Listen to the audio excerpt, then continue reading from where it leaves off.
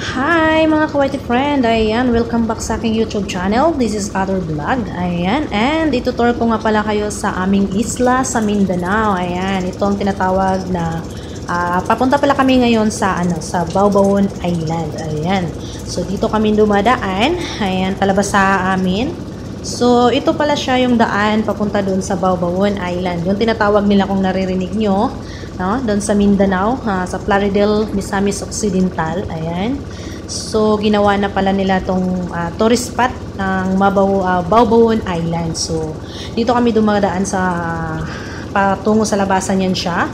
So, meron maraming mga pala dyan, mga isla na mga naka-separate. So, gaya ng yung pa-center dyan sa gitna. So, isla din yan siya, no? Pwede din siya gawa ng mga cottage or may kanya-kanya palang magpagmamay-ari yung mga isla na yan. So, hindi lang iisa ang may-ari niya, no? So, pala yan siya, nakahiwalay. Bawat, yung mga naka-green na yan, ayan, yung mga parang mga bato yan siya na malalaki, tsaka mga puno lang yung mga nandyan. So, nasa labasan na pala kami, no? So, ayan yung mga view niya, no? Ayan yung, tapos, ito pala yung mga kasama ng anak ko, mga kaklase niya or friends niya. Kasi nag-request siya kasi bukas babalik na ulit ako dito sa ibang bansa, no?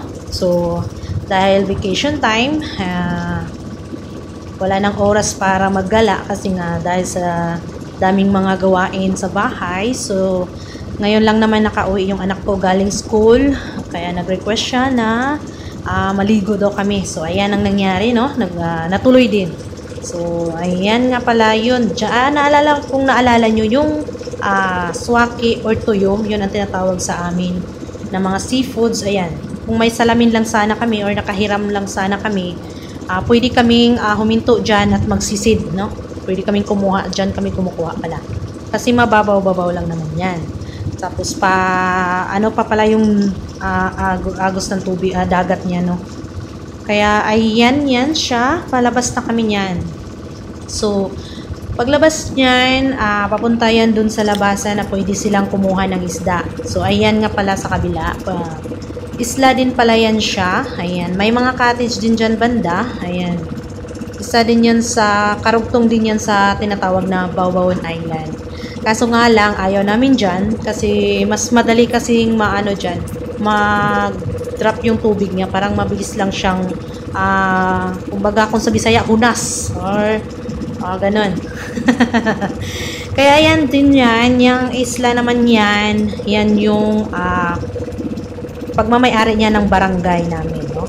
So, ang nagtatrabaho niyan or nagmamanage niyan is yung barangay namin. So, yan pala siya. May 4 yata na cottage yan na pwede naman pag-arkilahan. Ayan. So, kung gusto nyo naman dyan, pwede dyan. Pero, ayaw ng mga kasama ko. So, mas gusto nila doon talaga sa labas. Doon sa dating pinupuntahan namin. So, yan palang na yan. Yung area na yan, nakahiwalay din yan siya, no? Wala yan siya sa dyan sa tabi. Nasa gitnang dagat din yan siya. So, ayan nga pala. Yan din sa kabila na yan. Sa area na yan.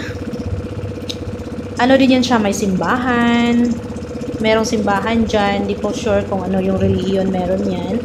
Pero yan talaga yung area na yan. May simbahan. Tapos may mga nakatira. So, ayan siya. So, malapit-lapit na pala kami, no? Malapit-lapit na kaming makarating sa white sand. Ayan, no? Kaya kinatawag siyang puting balas kasi as in lahat talaga ng makikita mo ay puting-puti. So, kaya ngayon, dati kasi hindi pa to masyadong ng mga tao. So, ngayon, parang pinaano na nila kasi ginawa na nila itong tourist spot. So, marami na ding mga nasa malayo-layong lugar na pumupunta dito at naliligo na din, no?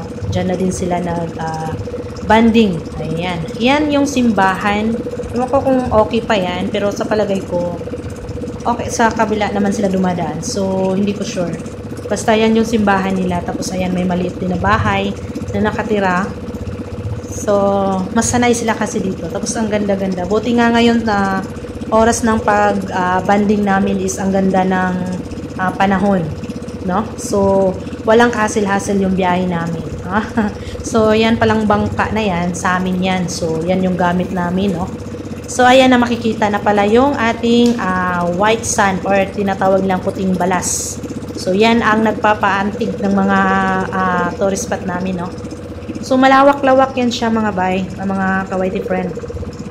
Sobrang lawak niyan. Papunta yan dun sa dulo. Kaso lang, hindi ko nakunan kasi nga natakot ako baka mahulog yung cellphone ko. So, ayan, no? So, dyan kami lagi talaga.